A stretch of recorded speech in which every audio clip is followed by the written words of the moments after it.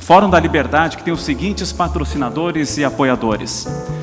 Patrocínio Diamante, Gerdau e Grupo RBS. Patrocínio Ouro, Atlas Network, PUC do Rio Grande do Sul, CMPC, Sicredi e Icatu Coopera. Patrocínio Prata, Acton Institute, Paim, Panvel, Renner e SLC. Patrocínio Bronze, de Beta House, Brasil Paralelo, Fruc Bebidas, Gobi, Tissot, Grupo José Pessoa, Hospital Moinhos de Vento, Irani, Lexus, Neugbauer e Randon Corp. Lounge VIP, Belmondo, Zavanha Gralha Advogados. O Espaço Talks é de Voken Investimentos. Apoio institucional de 300 Agas, Docile, Fecomércio RS, Grupo Mais A, Jog Andames, Liberta XP, Loving Wine, Ritter e Uniagro. Transporte oficial, Planalto. Realização IEE, Instituto de Estudos Empresariais. Sem este apoio, o Fórum e a Liberdade não seriam possíveis. Muito obrigado a todos pelo apoio. Quem move o mundo? Vamos lá então ao primeiro painel, que tem o título Quem move o mundo. O assunto é empreendedorismo e estão conosco para debater esse tema. Ale Ostrowiec, empresário brasileiro reconhecido por sua visão inovadora e empreendedora. CEO do Grupo Multi, liderou a empresa para se tornar referência em educação e treinamento corporativo. Criador do ranking dos políticos na internet, em onde reflete seu compromisso com a transparência e responsabilidade na esfera pública, oferecendo uma plataforma para avaliação pública do desempenho dos políticos. Alfredo Soares, empreendedor com mais de 10 anos de experiência em vendas e marketing, é um dos principais especialistas em e-commerce e vendas, com mais de 300 palestras nos últimos 6 anos, nos maiores eventos e organizações do Brasil. Diana Werner, cofundadora da Isla Sementes, uma empresa brasileira que se dedica à produção e comercialização de sementes. A Isla Sementes é conhecida por fornecer uma variedade de sementes de alta qualidade para agricultores, jardineiros e entusiastas de jardinagem em todo o Brasil. Além disso, a empresa também está envolvida em iniciativas de educação e conscientização sobre jardinagem e agricultura sustentável. Bem-vindos aqui a este painel. A gente lembra, nós vamos colocar nas duas telas QR Code.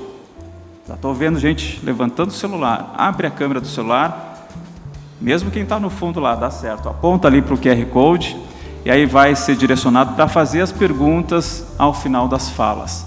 A mediação desse painel é do diretor financeiro do IEE, o Tiago Carpenedo. Tiago, com vocês. Boa tarde a todos. O momento mais esperado do Fórum da Liberdade, os painéis com debatedores de alto nível, está começando agora.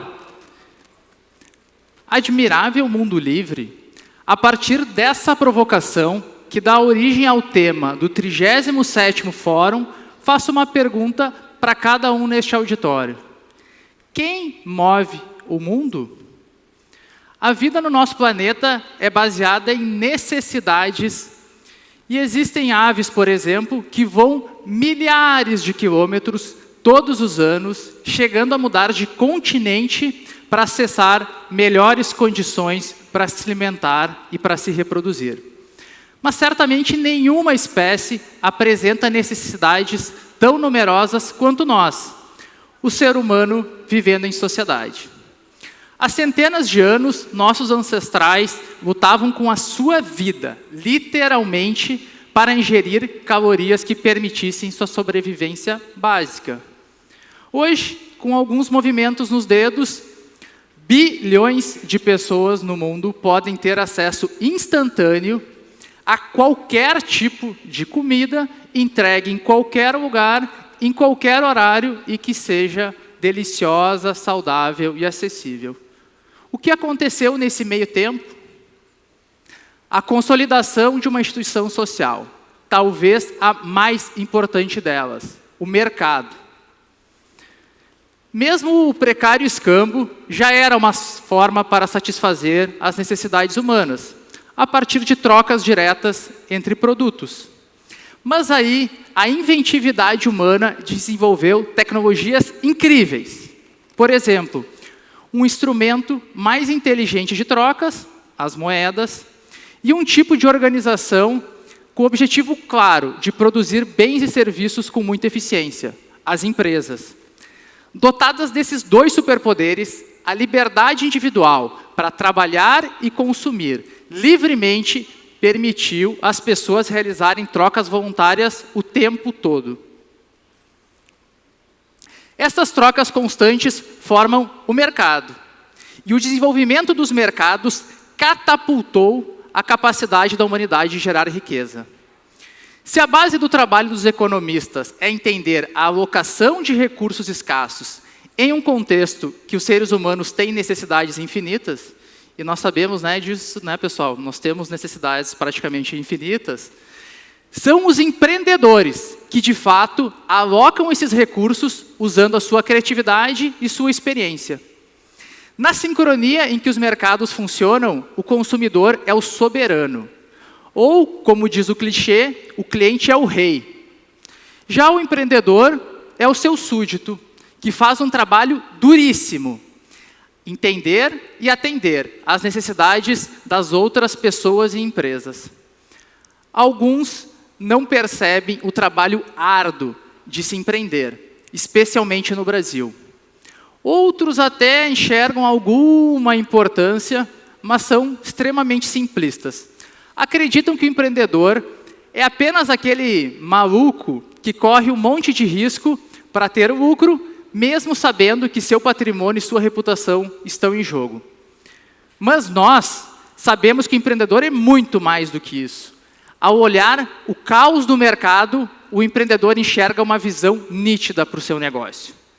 Quando os outros acham que os preços estão meio estranhos, o empreendedor sabe que ali existe um mercado em transformação, onde a maioria vê simplesmente problemas, ele vê um mar de oportunidades.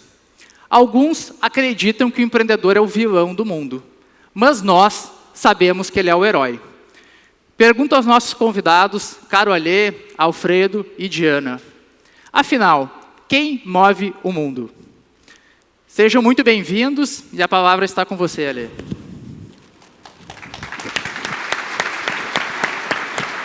Boa tarde. Boa tarde, pessoal.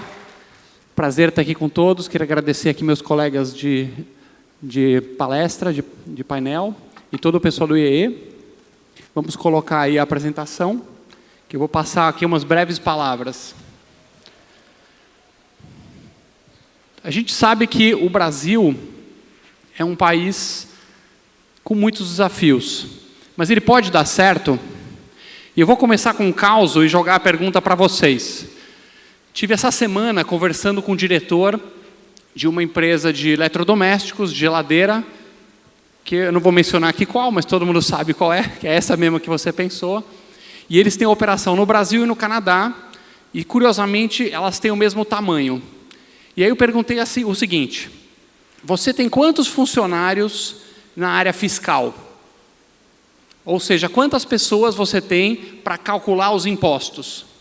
E ele me deu uma resposta que pode ser 10, 20, 30 ou 40. Quem aqui chutaria que ele respondeu 10? Levanta a mão. 10 funcionários para calcular imposto nessa empresa.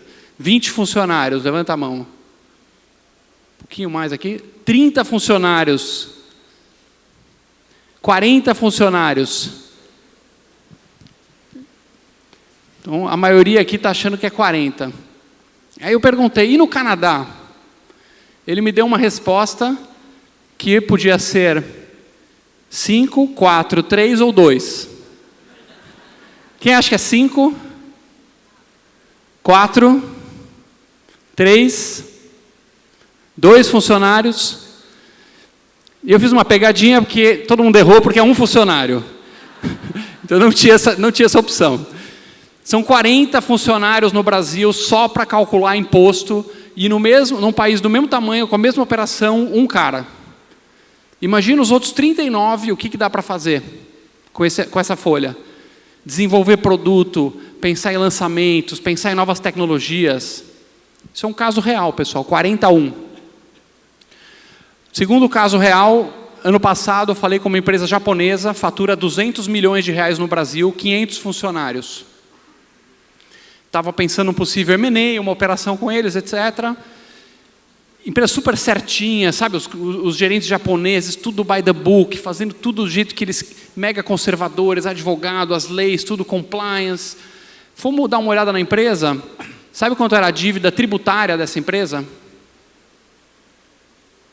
Fatura 200 milhões, dívida tributária 450 milhões, incomprável, invendável, não tinha o que fazer. Uma hora o Japão não aguentou mais. Caramba, do Brasil toda semana vem do além uma multa, uma fiscalização, uma minúcia que pegam lá e acaba dando mais auto de infração. Então, um passivo tributário tão grande, fecharam a empresa, mandaram todo mundo embora e saíram do Brasil. Conheço N casos da minha experiência profissional de empresas que abandonam o Brasil porque não aguentam o hospício que é isso aqui. E o terceiro e último caso, claro, eu tenho que passar da minha empresa mesmo, da Multi. Não sei se você sabe, para quem tem um mouse Multi aí, um pendrive ou um tablet que prestigiou, muito obrigado. Mas a Multi também é fabricante de moto. Nós temos uma fábrica de moto em Manaus. E aqui eu tenho uma foto aqui de uma das estações, lá o pessoal fazendo as motos. São motos elétricas da marca Watts, uma marca nossa. E eu fui visitar pela primeira vez essa fábrica, quando ela ficou pronta. Você sabe aonde o gerente me levou? Todo orgulhoso, sem brincadeira, tudo caso real, pessoal, da minha experiência profissional, da minha própria observação. O gerente entrou na fábrica, não mostrou a linha de produção, não mostrou o estoque, não mostrou o teste, não mostrou o showroom, não mostrou nada. Ele me levou aqui. O gerente me levou aqui, que é a parede na entrada da fábrica em Manaus, com todas as licenças, os alvarás, as permissões, os carimbos, as autorizações das vossas excelências. E ele falou, olha, conseguimos todos os trâmites. 1 ano e meio brigando nesse órgão, naquele, esse entrou em greve, passou para aquele, e agora sim nós estamos totalmente regularizados. E eu vi a fábrica, vi o CD, o depósito, e estava ocupando metade. E nós temos também uma fábrica de TV em Manaus. Nós temos uma fábrica de TV num lugar e a fábrica de moto em outro. E aí eu falei, cara, eu estou pagando aluguel para guardar as TVs, vamos colocar aqui. Ah, não pode. Aqui eu tenho autorização para guardar moto, isso é caso real. É ilegal uma indústria que tem TV num depósito, guardar suas TVs no depósito que está autorizado para moto. E eu já parei a produção de TV frequentes vezes, porque nós chegamos na cota máxima e para produzir mais precisa de autorização. E o órgão responsável estava em greve. Ah, não, só na próxima reunião, que é daqui a 2 meses. Então é alvará, é autorização para produzir, autorização para parar de produzir, autorização para contratar, autorização para demitir, autorização para construir, o país dos alvarás. Quem não é empreendedor acha que não sabe do que a gente está falando. Enquanto isso, pessoal, os serviços públicos, a educação no fundo do ranking do PISA, como todo mundo sabe, em frangalhos. A saúde, por mais que tenha o heroísmo, né, de muitos profissionais, desorganizada, sem recurso, faltando coisa básica. Segurança pública, polícia se virando do jeito que pode, com pouco recurso, mas mais de 50 mil assassinatos por ano, ou seja, no Brasil morre por ano, assassinado, o mesmo número que morreu de americanos na guerra do Vietnã em 10 anos. Todo ano nós temos 10 vietnãs aqui. Então é um estado absolutamente falido, permeado pela pobreza, por criança de rua, por família desestruturada, e não conversa as coisas. A gente vê uma pobreza muito grande. E o que causa a pobreza, pessoal? Qual a causa da pobreza? Curiosamente, a causa da pobreza é nada. Nada causa a pobreza. Porque a pobreza, ela é o estado natural do ser humano. A humanidade, ela começou pobre, ela continuou pobre, ela viveu pobre durante mais de 99% da história humana, desde os primórdios há 50, 60 mil anos atrás, até mais ou menos o século XIX, todas as sociedades humanas eram muito pobres. A pergunta que a gente tem que se fazer aqui, na verdade, não é o que causa a pobreza. A pergunta é o que causa a riqueza. E a riqueza, ela é causada por um palavrão. Nós temos um palavrão que no Brasil ainda é feio, em muitos meios. Aqui na bolha liberal não é feio, aqui nós estamos na bolha. Mas se a gente sair para o mundo real lá fora, o mundo das escolas, das universidades, do jornalismo, do pensamento, das ideias de massa, é uma palavra feia. Ela é malvada, ela é gananciosa. Qual palavra é essa? Capitalismo, exatamente. O capitalismo. E o capitalismo, ele é comprovadamente a única coisa que tirou pessoas da pobreza até hoje. Ele surgiu primeiro na Inglaterra, lá para o final do século XVIII, depois mais forte no XIX, Europa Ocidental, Estados Unidos, a renda começou a disparar, a expectativa de vida subir, a qualidade de vida subir, depois foi para alguns países do leste europeu, com o fim do comunismo, a tigres asiáticos. Aonde você tem o capitalismo se espalhando, você tem prosperidade, ele é o motor. O capitalismo, ele é a locomotiva, ele é o trem, até hoje o único trem comprovado que tira pessoas da miséria.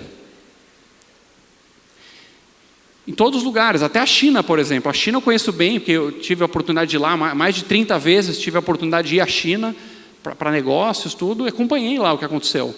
Um país comunista, miserável, estagnado, de repente morre o líder Mao Tse-tung, assume Deng Xiaoping, ele faz algumas reformas, implanta parcialmente o capitalismo, a China começa a decolar. E o trem, pessoal, tem uma locomotiva. Todo trem tem uma locomotiva. Quem é a locomotiva do capitalismo? Qual é a locomotiva do capitalismo? É o empreendedor. O empreendedor, ele é a locomotiva, porque ele é a força que vai impulsionar, aquele que tem a visão, que tem as ideias, que junta a equipe, que faz os recursos, que lidera, que motiva, que energiza, que investe, que arrisca. Porém, não é assim que ele é visto pela cultura. Esse é um tema que a gente vai tratar mais a fundo, certamente aqui no painel. Mas a cultura, especialmente a cultura latino-americana, permeada por valores estatistas, valores mais de esquerda, o empreendedor, ele é um malvadão. Porque ele quer lucro. Lucro é do mal. É muito malvado. Quero lucro. Ele é gordo, ele fuma um charuto, ele fica lá tramando a exploração do proletariado. Essa palavra eu sempre confundo. Lá com seu charuto de cartola. Então, a cultura, ela leva para isso. E não é nada disso, porque se você pegar, por exemplo, numa sapataria, sei lá, está lá o cara que está costurando o sapato. Essa teoria diria que quem traz valor é o cara que está sentado o dia inteiro lá costurando o sapato. E o cara que está acima dele, ele está, usando a linguagem técnica marxista, ele está explorando essa classe trabalhadora, está explorando esse proletariado, ele é um burguês, ele está extraindo a mais-valia, né, porque o valor está naquele trabalho, e se ele vende o tênis mais caro do que ele pagou o salário, é porque ele explorou e extraiu essa tal da mais-valia. Né? Esse é o princípio do Marx, ele previu que os burgueses iam ficar cada vez mais ricos, os proletários cada vez mais miseráveis, até que teriam um colapso. Foi exatamente o contrário do que aconteceu na prática. Dá para desculpar alguém, em meados do século XIX, não enxergando 100 anos à frente. Dá para compreender. Não dá para compreender alguém hoje, no século XXI, não enxergando todos os exemplos da história dos últimos 100 anos. Mas o empreendedor não é nada disso. O empreendedor é um visionário, ele é uma pessoa que arrisca, uma pessoa que aposta, coloca o seu patrimônio em jogo, tem a ideia, tem inovação, lidera. E o que distingue o empreendedor? Tenho aqui grandes empreendedores, entre muitos outros aqui do Brasil, de fora, com diferentes áreas de atuação. O empreendedor, ele é distinguido pelo ambiente. Países ricos são países onde o terreno é fértil para os empreendedores. Onde você pode começar uma Apple numa garagem E décadas depois, ela é a empresa mais valiosa do mundo. Não um país onde você começa na garagem e décadas depois ela continua na garagem. Porque senão ela sai desse regime fiscal. Vamos deixar na garagem porque senão vai pagar mais imposto. Países em que você pode ter uma Amazon, você pode ter uma Microsoft. E países tóxicos são ambientes hostis aos empreendedores. Eu dei aqui no início dessa breve fala, 3 pequenos exemplos concretos entre uns 500 que daria para citar. Não tem uma semana que na minha vida empresarial não tem alguma coisa em que o Estado está atrapalhando a produção de riqueza, as empresas querem ir para frente e atuam conforme essa imagem, que são as bolas nos pés da locomotiva. Aqui no Brasil, nós precisamos discutir como tirar o Estado do cangote de quem produz, de quem emprega e de quem investe. Como tirar essas bolas para que a locomotiva do Brasil possa finalmente avançar. Obrigado.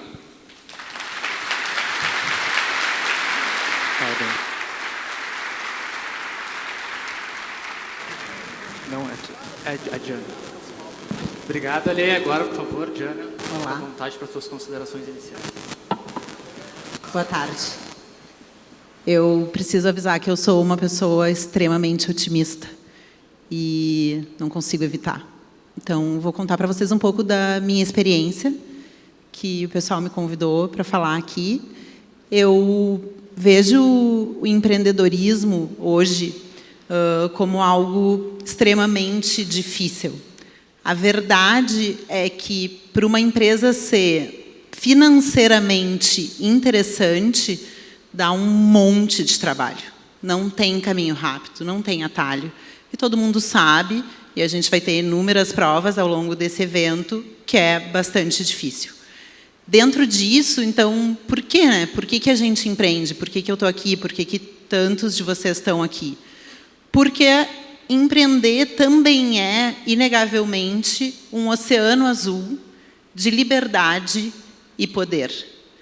A gente sempre vai ter que seguir regras, as que a gente concorda, as que a gente não concorda, mas todos nós escolhemos empreender em algum lugar, lidamos com a realidade desse lugar e, acima de tudo, na minha visão, somos extremamente motivados pela liberdade que isso oferece.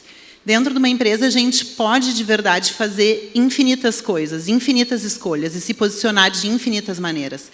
A gente pode escolher com quem a gente quer se relacionar, com qual cliente a gente quer focar, em qual mercado a gente quer colocar a nossa energia, como a gente quer fazer as coisas. Tudo isso é possível e tudo isso é enorme, é muito grande e, acima de tudo, praticamente infinito, né? Não se conhece alguém que chegou no limite, que daqui não tem mais como passar, daqui não tem mais como fazer nada. Então, dentro disso, né, corta qual que é a minha realidade, qual que foi a minha realidade nos últimos 20 anos. A gente pensa Isla Sementes, em geral alguém vai pensar agro. Aí existe o agro, aí existe a horticultura e aí existe a semente de hortaliça. A gente é um mercado bem pequenininho. E aí eu posso pensar, puxa, um mercado bem pequenininho, né? O que eu faço com isso? E aí eu tenho opção, eu tenho como enxergar, né, e é a escolha que a gente faz dentro da Isla. A gente pensa assim, bom, mercado de semente e hortaliça, dentro da horticultura, dentro do agro, pode não ser, né, em tamanho, o mercado mais interessante do mundo, mas a gente também é, e é uma verdade, a ponta da cadeia da alimentação saudável. Bom, aí quando eu olho para a ponta da cadeia da alimentação saudável e na minha frente tem toda a alimentação do brasileiro, toda a alimentação do mundo, toda a produção de comida saudável do nosso país, bom, aí eu estou falando de um tamanho que me interessa muito e que tem muito para fazer. Talvez vários de vocês não saibam, mas no Brasil, apesar da nossa abundância climática e da nossa abundância territorial, na média, a gente ainda come 1/3 do mínimo do recomendado pela Organização Mundial da Saúde. O que isso significa? Que a gente está comendo mal. E não só isso, a gente come poucas cores, a gente come poucas vezes por semana, frutas e hortaliças. E aí, bom, é aquela história. Posso de novo olhar para isso e pensar, puxa, mas além de tudo, é uma população que se alimenta mal, ou seja, que não tem o melhor relacionamento possível com o meu negócio. Mas eu posso olhar também para o fato de que hoje, com a comunicação digital como ela se estabelece, com o mundo como está, com a forma como as pessoas e as empresas buscam se conectar, a gente tem como influenciar exatamente toda a população brasileira. É a partir do minuto que eu decido influenciar toda a população brasileira a comer melhor, isso pauta da frente para trás todas as decisões que acontecem dentro da empresa. E aí, quando eu estou falando todas as decisões, eu estou falando todas as decisões. Quando a gente escolhe se comunicar, não vendendo o nosso produto, mas falando para as pessoas, como um produtor pequeno no Brasil, que são milhões de pessoas, pode se usar das melhores técnicas? Como é a melhor forma de comercializar hortaliças? Como essa pessoa atende o consumidor? Quais são as coisas que estão acontecendo em outros lugares do mundo no mercado dele? Quando eu converso com uma pessoa, um consumidor final, eu posso dizer, planta em casa. E eu posso dizer também, planta em casa, porque quando tu olha para uma planta e tu vive ela, da semente, do crescimento, do desenvolvimento, e te conecta com o ciclo, em última instância a pessoa está se conectando com o ciclo inteiro da vida. Ela está lembrando que o que ela come não vem necessariamente só da gôndola do supermercado, mas que aquilo é uma etapa, que ela vem de um caminho muito mais longo. E aí eu posso expandir isso para muitas fontes, né? Ah, que decisão eu vou tomar? Se eu preciso convencer a população inteira do Brasil a comer melhor, e se eu acredito fortemente que quem planta em casa come melhor, porque entende melhor esse universo, porque se relaciona melhor com essas plantas, e naturalmente vai estar também sendo um melhor consumidor para o produtor, que também é meu cliente, como eu linko todos esses elos? Como eu faço tudo isso acontecer e mantenho, né, essa empresa viva? Então eu vou atuar de maneira multicanal. Então, eu vou ouvir de verdade o meu cliente. Né? Não é o que eu acho que o pequeno produtor do Brasil precisa. É perguntar e ouvir a resposta do que ele precisa para entregar um produto melhor na ponta. Qual é a demanda dele? Bom, o pequeno produtor do Brasil tem que lidar com uma legislação extremamente complexa, sanitária, com uma série de questões. E aí, como ele dribla isso? Como eu ajudo, de fato, ele a entregar algo na ponta que seja um diferencial, que chegue na feira e que faça o cliente dele comer mais, comprar mais hortaliça, fazer tudo isso? Bom, aí eu vou ter que ter uma atuação que disponibilize meu produto para todo o Brasil, porque existe pequeno produtor em todos os municípios do país. Todos os municípios do país. Bom, então eu preciso atuar de maneira multicanal. Então, eu preciso ter uma planta fabril que vai ter condições de atender a diversos espectros, a diversas formas de atuação.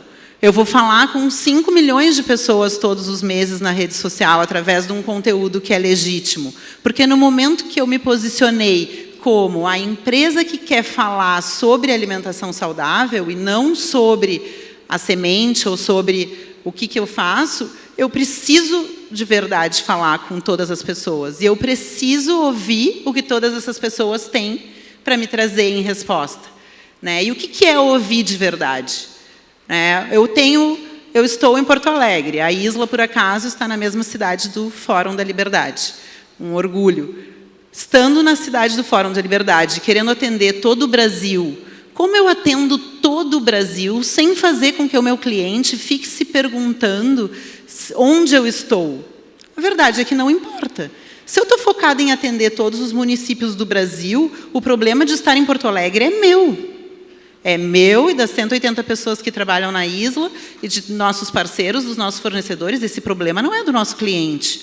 Bom, então eu vou desenvolver um sistema de frete que lida com todas as transportadoras que eu tenho acesso, que sabe todas as medidas do meu produto, todo o volume de cada um dos 4.000 SKUs que eu lido, que sabe exatamente o preço que cada caixa, contendo 30 produtos completamente diferentes uns dos outros, de um pedido para o outro, exatamente qual é a volumetria, o peso e o valor dessa caixa, logo qual é o frete mais adequado, para que eu tenha 3, 4% de custo de frete e não 10%. Mas isso é um problema meu, eu preciso resolver. E isso nasce do momento que eu me posiciono como alguém que de verdade quer atender o mercado, como alguém que quer trabalhar para que o mercado cresça. E aí, sinceramente, para mim isso torna infinitamente mais interessante do que a gente eventualmente ficar pensando necessariamente no que cada ação nossa, para cada produto, para cada coisinha faz de diferença para nós. Ah, isso aqui me leva para o resultado que eu quero ou não me leva para o resultado que eu quero? O resultado que eu quero é atender bem o cliente. E o cliente estando satisfeito, o mercado crescendo, o mercado se desenvolvendo, a população parando de perguntar o que é semente. Porque, gente, há 20 anos atrás, quando eu assumi a presidência da Isla, eu dizia que eu trabalhava com sementes e a resposta era: hã? Semente? O que é semente? Então, assim, pensa uma população que não sabe o que é semente.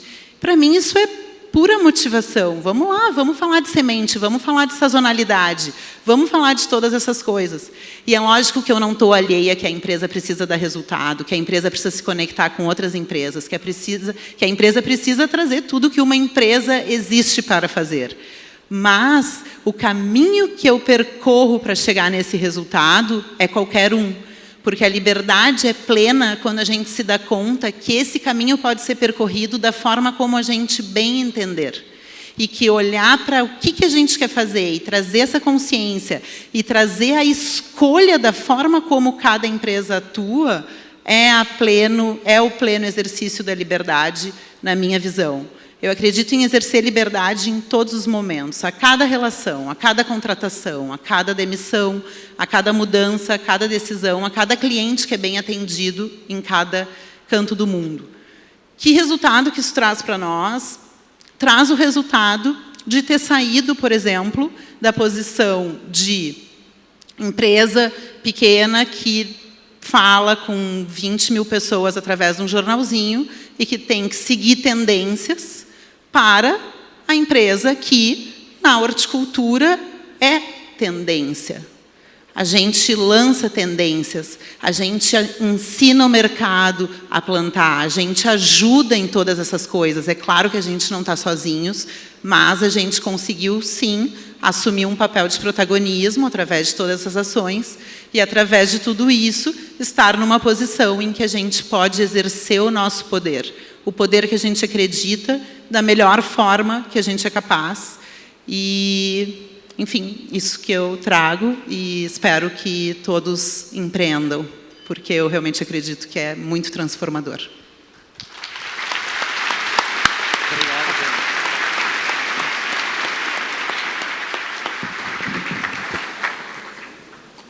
Muito obrigado, Jana. E agora, para finalizar as exposições iniciais, Alfredo Soares, por favor. Bom, primeiro, boa tarde. Prazer imenso estar aqui.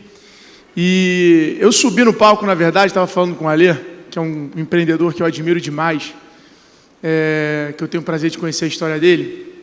E eu subi pensando em falar uma coisa, mas ouvindo ele, eu resolvi mudar completamente. E eu queria contar para vocês, já que o tema é empreendedorismo, eu ia falar de comunicação, mas eu resolvi contar para vocês uma história que tinha tudo para ser impossível. Eu vou começar de trás para frente e vou, se Deus quiser, chegar lá nos 15 minutos. Mas no dia 21/7/2021, um jovem, não tão jovem nessa época mais, mas um menino que nasceu no subúrbio do Rio de Janeiro, que viu o pai de executivo virar taxista. Ele participou como acionista de uma empresa, de um IPO na Bolsa de Nova York, e se realizou, né? E nesse dia, eu posso garantir para vocês que o nível de inglês desse menino era um nota 4, mais para 2 ou 3. E isso não impediu ele de participar como sócio e tocar o sino na principal bolsa de valores do mundo. No dia, a empresa chegou a alcançar o número de 4 bilhões de dólares. Mas essa história, ela literalmente, contada agora do início para esse dia, ela é impossível de acontecer. E eu vou contar essa história para vocês. Quando eu tinha 17 anos de idade, eu tenho 36 anos, ou seja, mais ou menos uns 18, 19 anos atrás, eu cheguei no 3º ano de um colégio mediano no Rio de Janeiro, na Tijuca, e participei de um teste vocacional. Quem aí já fez teste vocacional? Levanta a mão para mim, por favor. Não serve para porra nenhuma, né? Essa foi a minha primeira impressão do teste vocacional, porque quando eu cheguei para fazer, eu lembro da moça falando para mim: você tem as skills para ser um comunicador. E eu naquele momento olhei para ela e falei: deixa eu te explicar, quando eu tenho que apresentar um trabalho na faculdade, no colégio, a minha pizza, ela bate na barra da camisa. Eu fico 2 dias sem dormir, e normalmente após eu falar, eu tenho diarreia. Você não pode me falar que a minha vocação é se comunicar. Mas ela falou: é isso que mostra as suas respostas. E eu saí de lá, e nessa época, acho que muitos de vocês vão lembrar disso, o seu pai e a sua mãe, eles não te davam bom dia. Eles sempre jogavam na tua cara que alguém do teu prédio passou no vestibular público. E você se sentiu um merda. E eu tinha uma pressão na minha casa gigante. E aí eu encontrei um amigo meu da turma do fundão, né? E falei: Caio, me ajuda, qual é a matéria mais fácil para a gente passar na UERJ? E o Caio virou para mim e falou: olha, ano passado foi educação física, mas esse ano eu acho que é oceanografia. E eu naquele momento falei: bom, oceano, eu gosto de praia pra cacete, deve ser maneiro, eu nasci pra essa porra. E eu me inscrevi para oceanografia na UERJ do Rio de Janeiro. E era maravilhoso, porque eu só tinha que tirar C para poder passar para a próxima fase. E eu consegui tirar D. Caio Barros hoje é oceanógrafo, olha que interessante. Moro em Boston. Como a vida é engraçada, né? E aí eu, cheguei em casa, decepcionadíssimo. Falei com meu pai, um cara muito pragmático, ele olhou na minha cara e falou assim: filhão, ele me chamava assim, era filhão ou Zé Ruela, eram os dois extremos. Na maioria das vezes Zé Ruela. Filhão, se você passar para bombeiro, salva-vidas, eu te dou um apartamento. Ele ainda não era taxista, ele ainda era executivo. Naquela hora eu falei: mas pai, aonde o apartamento? Ele falou: em frente à praia. Você vai morar perto do seu trabalho. Porra, era muito tentador. Imagina, para um moleque de 17 anos, que adorava nadar, adorava surfar, ter um flat em frente à praia e trabalhar de salva-vida. Ele tentou me corromper. Ele me subornou. Uns chamam de incentivo, né? E eu fiquei balançado e fui para o treino. Eu jogava polo aquático no Fluminense. Cheguei no treino, a vida ela tem esses momentos, né? Eu cheguei no Fluminense para treinar, o técnico reuniu o time e falou assim: eu tenho uma notícia para dar para vocês. A gente acabou de fechar um novo patrocinador. E vai ser uma faculdade. Vocês agora têm bolsa integral para estudar. O nome da faculdade é Universidade. Eu perguntei, né? Mas qual é o nome, professor? Ele falou: Universidade. Universidade Cidade. Eu falei: porra, até o nome é escrito errado, professor. Ele falou: não, ela é na Zona Sul, ela é tal, papapá. Eu falei: pô, beleza. Cheguei em casa, meu pai falou: e aí, decidiu? Vai prestar concurso para ser salva-vida? Eu falei: pai, você sempre me falou que quem faz o colégio é o aluno, e eu tomei uma decisão que eu não quero mais saber de vestibular, porque agora eu tenho uma bolsa numa faculdade, e essa bolsa patrocina o meu time do polo, e eu tenho que prestigiar o meu patrocinador. Ele perguntou para mim: mas qual a faculdade, filho? Eu falei: você sempre falou para mim nos últimos 2 anos que quem faz a faculdade é o aluno. E agora o nome te interessa? Ele: mas qual o nome? Eu falei: é Universidade Cidade, lá na Zona Sul. E naquele momento, minha mãe e meu pai ficaram meio assustados, mas eu fui lá na faculdade fazer a minha inscrição e desisti do vestibular. E eu lembro de cenas e cenas do meu pai almoçando em família e falando que eu não ia chegar a lugar nenhum, que se eu acordasse tal hora, que se eu fizesse isso, que se eu fizesse aquilo. Tanto que eu criei um ditado: quando teus amigos te zoam e a tua família duvida, continua que vai dar dinheiro pra caralho. É matemática. E aí eu cheguei na faculdade, tinha que fazer minha inscrição. E eu lembro da menina, uma moça nova, falou assim: qual curso que você quer fazer? Era muito difícil entrar na faculdade. Você botava teu nome, teu e-mail, teu Orkut e estava dentro. Era um vestibular complicadíssimo. E aí eu falei: olha, eu não sei, mas me falaram no teste vocacional que comunicação é a minha vocação. Ela falou: bom, você tem esse curso de comunicação aqui, você pode escolher a área de engenharia de designer, publicidade ou assessoria de imprensa. Acho que era imprensa, era alguma outra coisa, era publicidade e propaganda e um outro pilar. E aí eu falei assim: bom, acho que eu sou um cara criativo, eu vou para publicidade. Na verdade, eu olhei os três e parecia muito mais fácil a publicidade. E entrei na faculdade de publicidade, só que foi aí que eu conheci a concorrência na vida do ser humano. A minha faculdade, ela ficava a 2 quarteirões da praia. Então imagina, eu pegava um ônibus de 40 minutos para ir para a faculdade, e se eu andasse 2 quadras, eu estava em frente à praia com 18 anos no Rio de Janeiro. Era uma decisão difícil todos os dias. Não era fácil. E eu confesso para vocês que os 3 primeiros meses eu perdi 3 vezes na semana. E aí eu tive, acho que reconhecer as tuas fraquezas é importante. Eu reconheci essa fraqueza. Cheguei para o professor e falei: professor, eu queria fazer um estágio. E ele falou assim: Alfredo, o estágio, ele na verdade, só pode fazer do 3º período em diante. E eu virei para o professor e falei: mas eu não sou todo mundo. Queria começar o quanto antes. Ele falou: então vou te dar aqui um trabalho para você fazer, para você tentar estágio em 6 agências. Eu lembro delas até hoje. E eu marquei as 6 entrevistas, eu fui nas 6 agências e eu fui rejeitado nas 6. Não era uma rejeição que a gente vai pensar e eu te aviso. Era uma rejeição na minha cara de olhar o meu material e falar: a gente não tem nada disponível. Eu falei: mas está no site. O professor que marcou. Aí eu cheguei em casa e falei: bom, meu pai vai me ajudar. Meu pai é executivo ainda, ele com certeza vai conseguir me colocar na empresa dele para trabalhar. Eu falei: paizão, queria muito trabalhar no marketing da tua empresa. Ele falou: as entrevistas não deram certo? Eu falei: eu não gostei de nenhuma agência.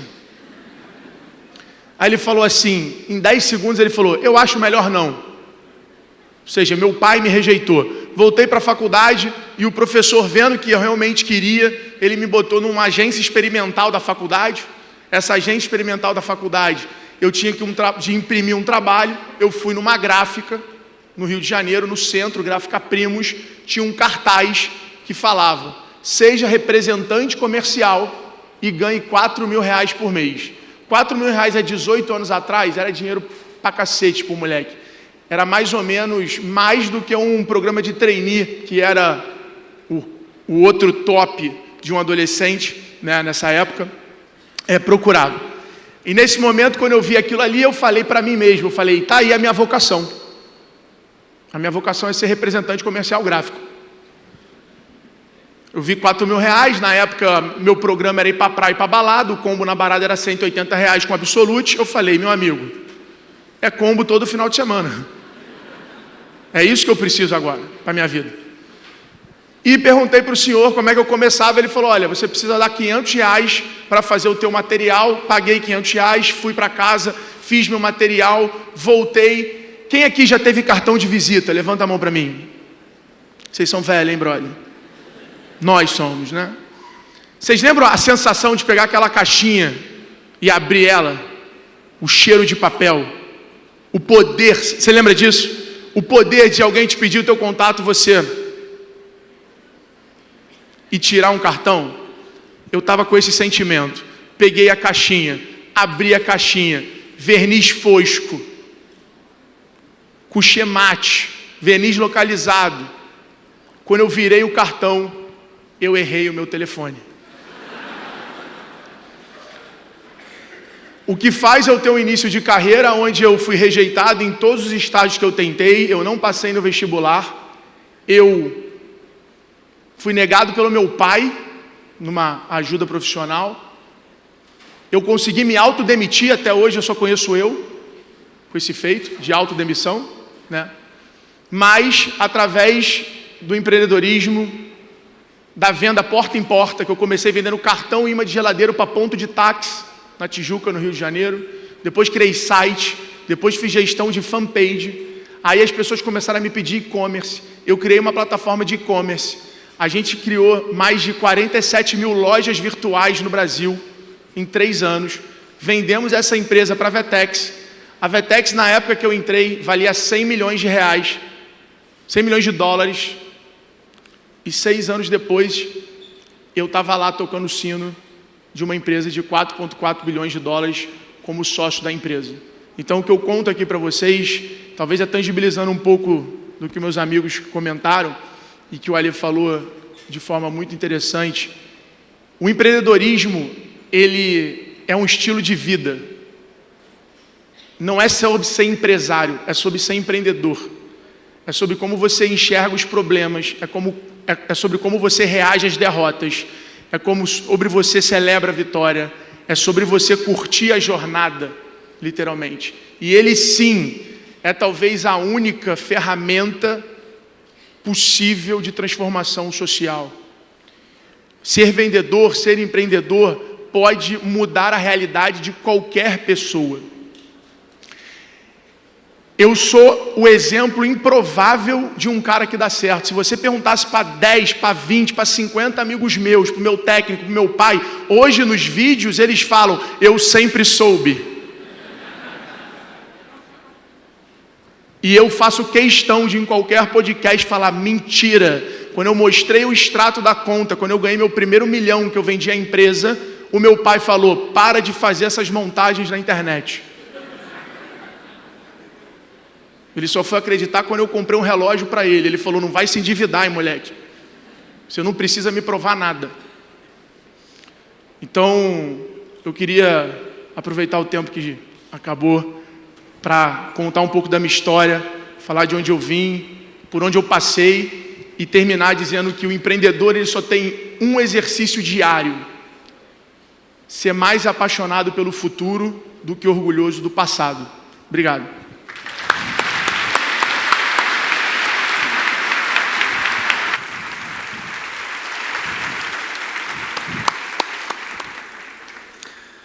Bom, muito obrigado aos três, belíssimas exposições. Eu gostaria de pedir para o pessoal da produção, se puder colocar o QR Code de novo na tela. Lembrando que agora... Quer falar alguma coisa, Alfredo, por favor? Alô. Slide, né? Não, eu trouxe um presente para todos os participantes do Fórum da Liberdade, em nome dos meus sócios, Thales Gomes, Bruno Nardon, do time do G4. A gente trouxe um QR Code para quem quiser conhecer um pouquinho mais do G4. A gente está liberando, durante uma semana, 200 horas de conteúdo para até 10 empresários, 10 amigos de todos vocês que vieram prestigiar o evento aqui hoje. Então, queria deixar essa lembrança e agradecer a atenção de todos. Boa.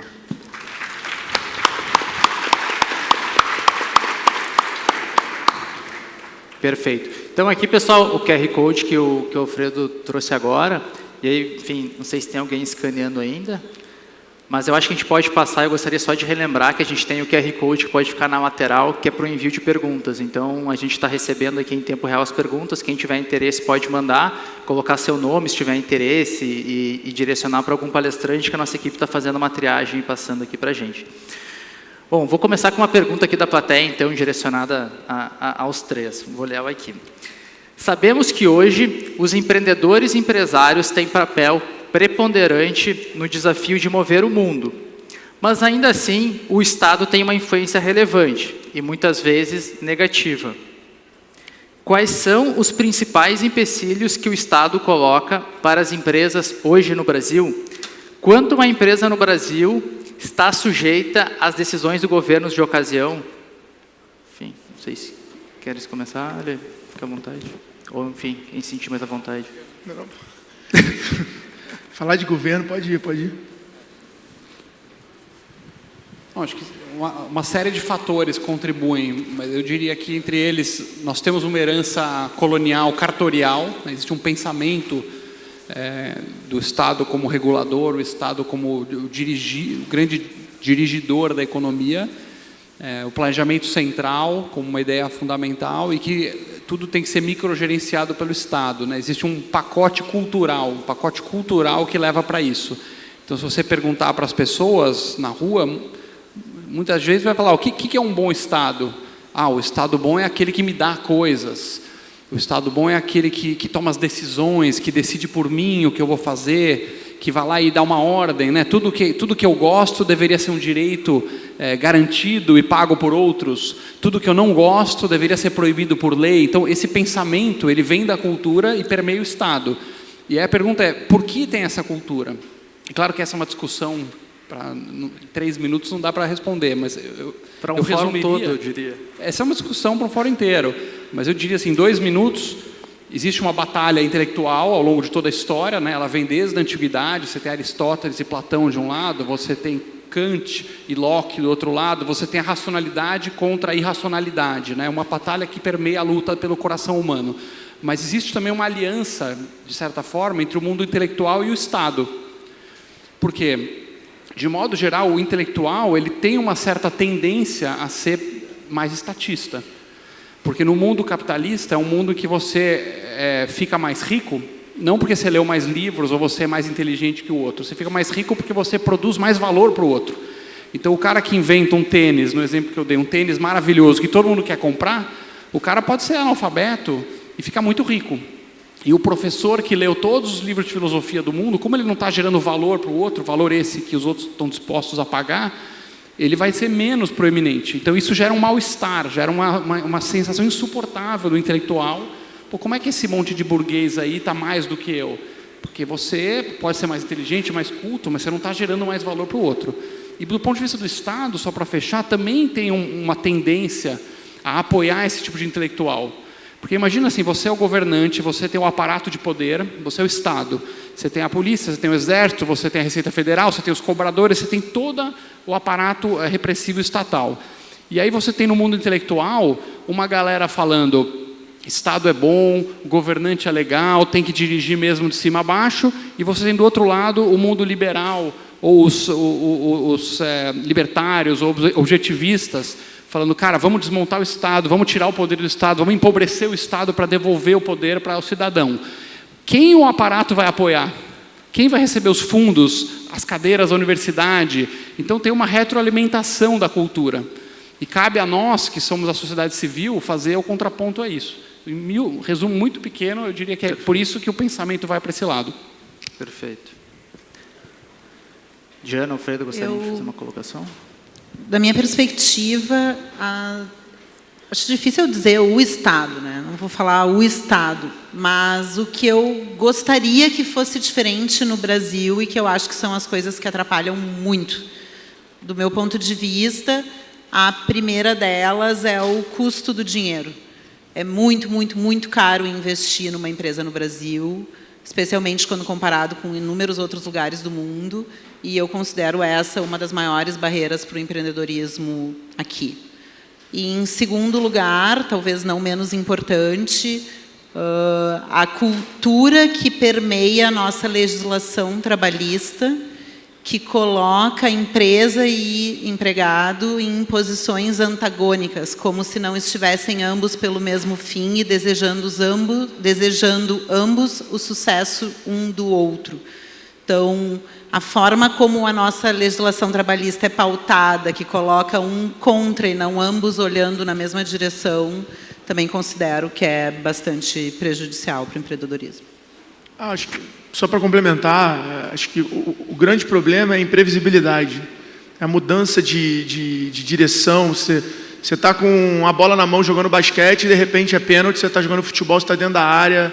Acho que essa dinâmica e essa facilidade de mudança de lado, de opinião, é uma coisa que realmente atrapalha muito, porque quando você vai olhar para negócios bem-sucedidos, a gente é obcecado por achar previsibilidade, por matematicalizar as coisas para ter previsibilidade, para poder planejar, para poder acertar, para poder se colocar no lugar certo. E aí, quando você vê esse tipo de manobra, você acaba perdendo muita energia ao longo do que você planejou. Perfeito.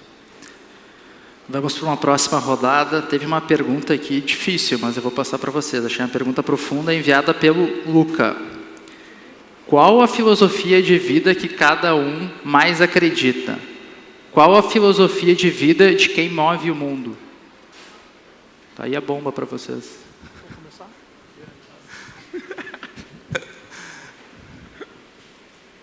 A minha filosofia de vida, talvez pareça meio clichê verbalizando, mas eu acho que é de verdade impactar outras pessoas.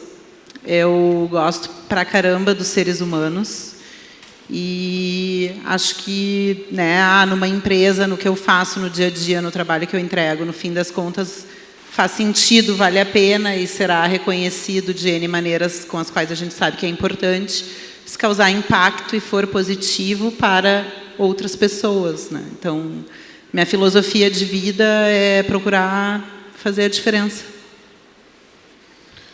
A minha não tem nada a ver com acordar às 5 da manhã e tomar banho de água gelada. Acho que isso funciona para a saúde, mas é um pedacinho só.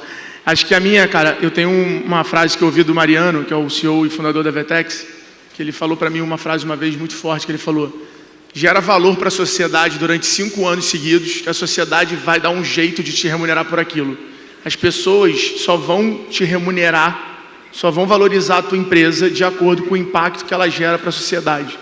Então, tem que ser obcecado pelo cliente, tem que trabalhar duro, tem que ter autocomprometimento, tem que saber renunciar, é muito mais sobre subtração ao longo da jornada ali, saber ir cortando e focando e se afastando de pessoas, de familiares e conseguindo alocar energia no lugar certo e ser esse cara obcecado por gerar valor, que a audiência, o público, o cliente, ele vai arrumar uma maneira e ele vai te remunerar por isso. Então, acho que essa, para mim, é a filosofia. Gerar valor incondicionalmente para as pessoas, a qualquer custo, em qualquer momento. Legal. Eu não concordo com o Alfredo, eu admirava ele até esse momento, mas foi uma decepção. É um cara que não tem o bom gosto de apreciar um banho gelado. Alfredo, um dia você vai mudar de opinião sobre o banho gelado. Uma delícia. Não às 5 da manhã, pelo amor de Deus. Quando acaba a luz, eu até gosto. Às 7. Quando a luz acaba, eu tomo. Eu gosto de banho gelado, vocês perceberam. É um prazer. Eu tento buscar a minha felicidade de forma harmônica com os meus valores. Então, eu acredito que vivendo uma vida íntegra, harmônica com os valores, eu consigo buscar uma vida plena, uma vida rica na sua complexidade. Gosto bastante dos princípios do objetivismo. E eu acredito que uma vida voltada para os valores é uma vida que você vive de forma simples, fazendo as coisas prazerosas com as pessoas que a gente ama. Isso é metade. E a outra metade é estar engajado numa escalada, uma escalada bacana. Então, depois que um projeto está pronto, eu ficar lá olhando no retrovisor, me dá pouco prazer. O que eu gosto é de identificar um problema da sociedade ou de alguma necessidade que eu possa participar, ou empreendendo filantropicamente, e me engajar nisso e ver o projeto andando. Cada caminhada é sobre a jornada, né, na minha visão. Então, eu acredito que sempre subindo alguma montanha interessante, com uma jornada que vai levar um impacto, e fazendo as coisas simples com as pessoas que eu amo, é o que me traz felicidade. Legal, obrigado. A gente tem tempo aqui para mais uma rodada, e eu vou aproveitar, teve algumas perguntas que vieram direcionadas para cada um de vocês, então eu vou usar uma de cada um para ter a opinião de vocês. Começando aqui pelo... Vamos pegar pelo Ale, que falou por último.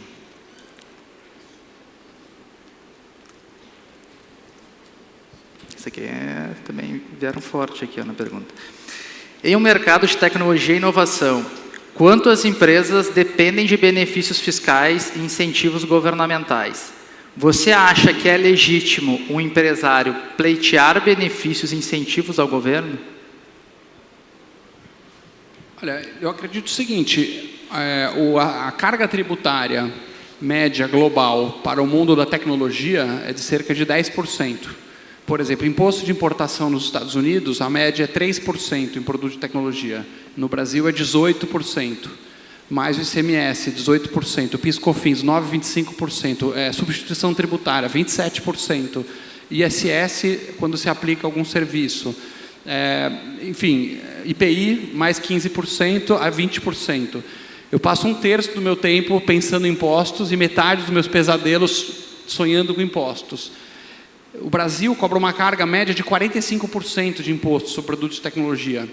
Então, a pessoa talvez está vendo ao contrário.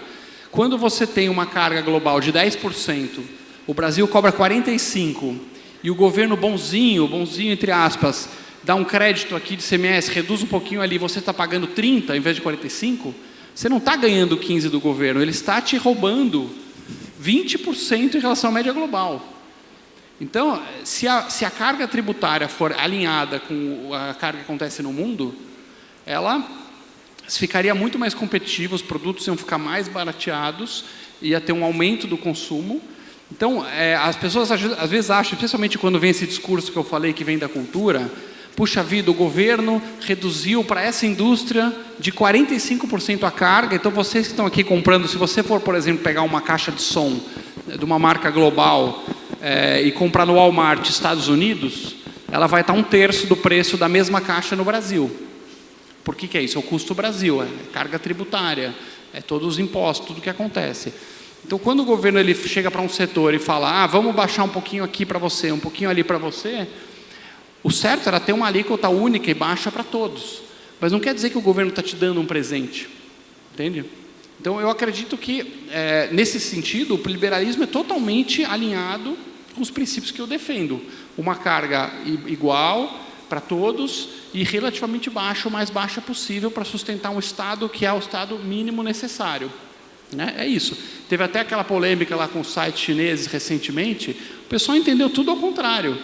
Você tem uma bolsa para a importação, existe uma brecha que faz com que você no Brasil tenha que pagar 45% de imposto para produzir e você possa trazer isso importado pagando zero. Isso não é protecionismo, é destrutivismo. Protecionismo é quando você cobra menos do brasileiro e mais do estrangeiro. Aqui você está cobrando zero do estrangeiro e cobrando só do brasileiro. Isso é suicídio econômico.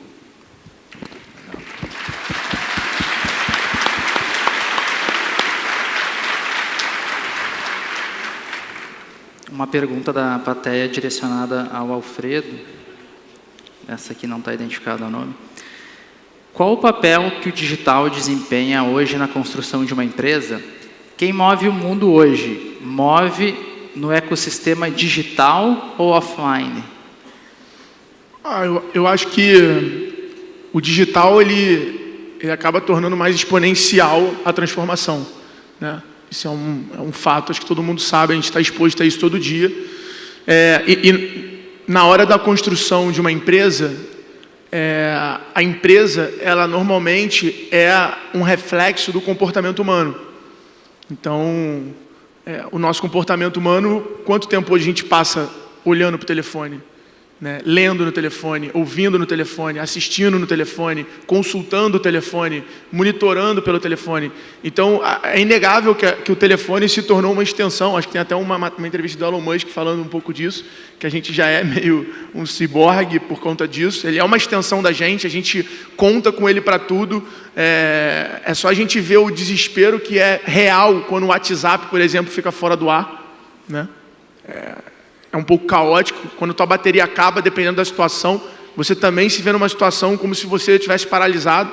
Então, olhando para isso e vendo que criar negócio é gerar valor é comportamento humano, não tem como negligenciar a influência do digital no nosso comportamento.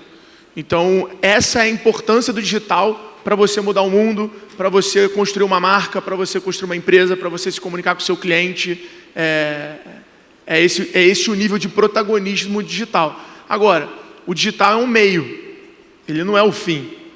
Então, não adianta às vezes você usa o digital para lotar um lugar como esse aqui. Eu tenho certeza que o digital foi super influente na estratégia para lotar esse lugar. Assim como ele vai fazer esse conteúdo chegar a milhares, dezenas de milhares de pessoas. Mas o cara que está vendo a live, vendo um corte disso aqui, não é igual estar aqui. Então, no final do dia, quando a gente quer separar as duas coisas, a discussão fica burra. A gente tem que encarar as coisas de uma forma como o nosso comportamento e olhar como ele funciona e potencializar e ser mais assertivo em relação a isso. Legal.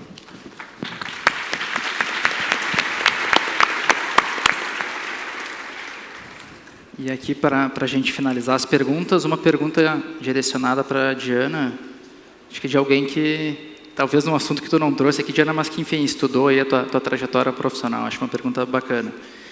Diz o seguinte: já é difícil realizar a sucessão em empresas familiares com planejamento.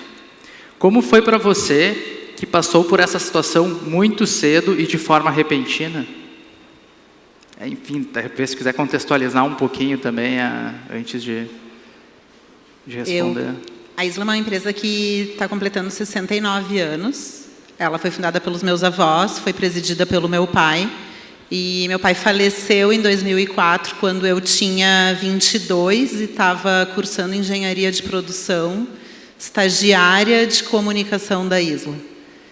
E um ano antes, né, eu era estagiária. Em 2004, quando ele faleceu, eu assumi a empresa e tive uma carreira meteórica, assumi como presidente. E não é um caminho que tem como ninguém escolher, assim, né? Foi extremamente difícil, extremamente duro. Assumir a presidência de uma empresa, eu acredito que é sempre difícil. Conciliar isso com a perda de um pai, que eu me dava super bem, a gente era super amigos, dá uma conotação de ainda mais dificuldade. Como eu avisei no início, eu sou otimista e eu também não tive escolha sobre o falecimento do meu pai, e eu nunca considerei que eu tinha escolha sobre assumir a presidência da Isla. Então, eu escolhi ver isso da melhor maneira que eu pude, e eu sempre vi o copo meio cheio. Então, olhando para trás, assim, o que eu acredito é que eu nunca teria tido, talvez em qualquer outra versão da minha vida, eu nunca teria tido o desenvolvimento profissional que eu tive, eu nunca teria tido o nível de aprendizado que eu tive, eu nunca teria tido contato com as pessoas que eu tive se não fosse dessa maneira, né? Eu saí do status de é impossível fazer tudo que essa pessoa faz, para estou fazendo tudo que essa pessoa faz e, se possível, mais um monte de novas coisas. Então, eu preferia que tivesse sido de outro jeito, mas foi bom, foi feliz, e eu sou grata por ter conseguido extrair o melhor que eu pude dessa experiência e ter tido muita gente legal no meu entorno. Legal.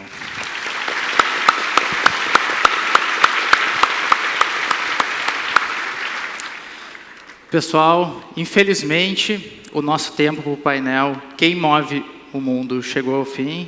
Eu gostaria muito de agradecer as exposições do Alê, Alfredo, Diana. A gente agradece muito todo o tempo de vocês e todo o carinho com o Fórum da Liberdade. E declaro encerrado esse painel. Fiquem aí, porque a gente tem um painel fantástico também agora na sequência. Obrigado.